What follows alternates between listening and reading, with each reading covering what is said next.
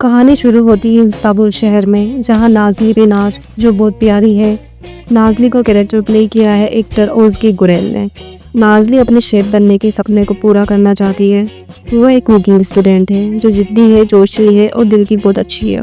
नाज़ली की ज़िंदगी आसान नहीं है। वो कॉलेज, पार्ट टाइम जॉब और अपने उलझे हुए घर को संभाल रही है।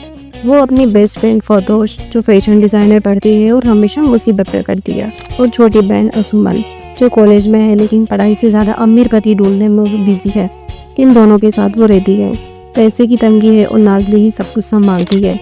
अब मिली है फेरित असलान यानी कि क्लेन यमन, जो देखने में बहुत हैंडसम है।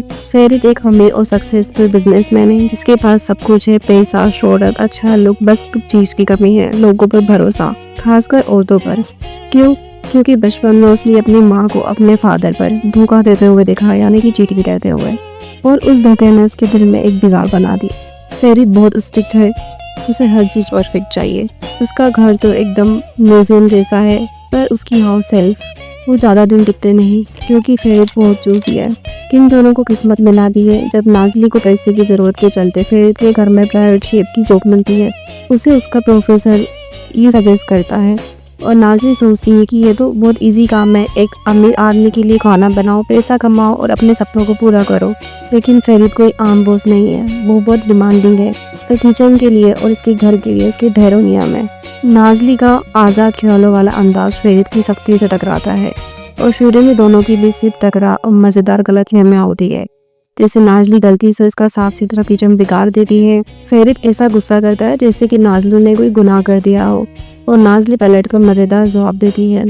असली मैजिक शुरू होता है एक खास रात को, जब एक पार्टी और थोड़ी ज़्यादा वाइन की वजह से सब बदल जाता है। नाज़ली जो शराब नहीं पीती है, पर पार्टी में थोड़ा नशे में चूर हो जाती है और फेरित के घर पर सो जाती है। सुबह जब वो फेरित के बेड पर जागती है तो उसे बहुत शर्मिंदगी होती है। फेरित जो बहुत सोफिस्टिकेटेड है, इस मौके पर मजा लेता है, लेकिन उसे आसानी से जाने नहीं देता। ये अजीब सा पल जब बाहर फुल मून होता है, वो पहली बार जब दोनों एक दूसरे को अलग नज़र से देखते हैं।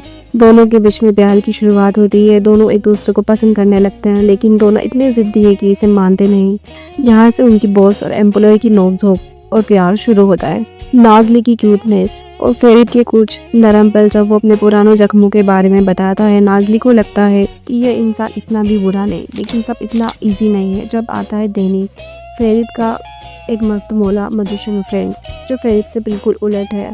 डेनिस बहुत फ्रेंडली है और वह नाज़ली को देखते ही उसे प्यार करने लगता है, और कुछ समय तक नाज़ली को उसकी दोस्ती अच्छी लगती है। इससे फेरित को जलन होने लगती है और लव ट्रायंगल शुरू हो जाता है।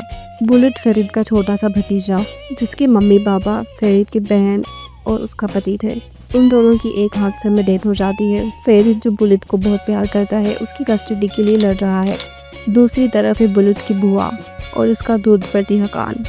डेमेट माँ बनने लायक नहीं है, वो चालाक और प्रॉपर्टी की भूखी है, और हकान तो उससे भी ज़्यादा खतरनाक है, जो हमेशा टेंशन देता रहता है। नाज़ली को बच्चों से बहुत प्यार है और वो बुलेट से तुरंत दोस्ती कर लेती है, चाहे वो उसके साथ कंबल का किला बनाए या चुपके से उसे एक्स्ट्रा कुकीज़ दे। वो बुलेट की सबसे प्यारी दोस्त बन जाती है। ये रिश्ता नाज़ली को फेरित की दुनिया में और करीब लाता है, और जल्दी ही वो सिर्फ उसकी शेफ नहीं बल्कि कस्टडी की लड़ाई में उसकी साथी बन जाती है। फेरित के केस को मजबूत करने के लिए वो एक नकली रिलेशनशिप में राजी हो जाते हैं, यानी कोर्ट को दिखाने के लिए कि वो बुलेट को एक पूरा परिवार दे सकते हैं। लेकिन जब असली फीलिंग्स उभर रही हो तो नकली प्यार करना आसान नहीं होता, और ये कुछ बहुत ही रोमांटिक पल लाता है। कस्टडी के जंग में ड्रामा और बढ़ता है। डेमेट और हकान बहुत ही चीप गंदी चालें चलते हैं, फेरित के पुराने राज खोदते हैं और नाज़ली की बहन आसुमान को भी इस्तेमाल करते हैं। आसुमान अपने बुरे पलों में फेरित के घर से कुछ ज़रूरी कागज चुरा लेती है और डेमेट को दे देती है, जिससे फेरित की कस्टडी सुनते सुनते बचती है। ये धोखा नाज़ली को तोड़ देता है, क्योंकि वो अपनी बहन की हरकतों के लिए जिम्मेदार फील करती है। इससे फेरित और नाज़ली के प्यार में भी दरार आती है।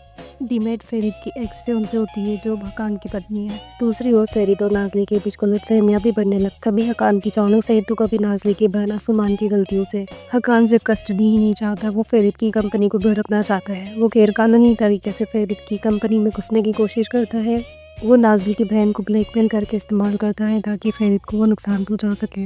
लेकिन लास्ट में नाज़ली और फेरित की समझदारी से वो हकान को जेल भेज देते हैं, और डीमेट की सच्चाई सबके सामने आ जाती है। बुलेट को उसकी फैमिली मिल जाती है, यानी कि नाज़ली और फ़रीद उसे अडॉप्ट कर लेते हैं और नाज़ली और फ़रीद की जो फेक शादी थी अब वो रियल रिलेशनशिप और प्यार में बदल जाती है। फ़रीद अपने माँ के साथ अपने टूटे रिश्ते को भी ठीक करने लगता है और सालों बाद उसे माफ़ करता है।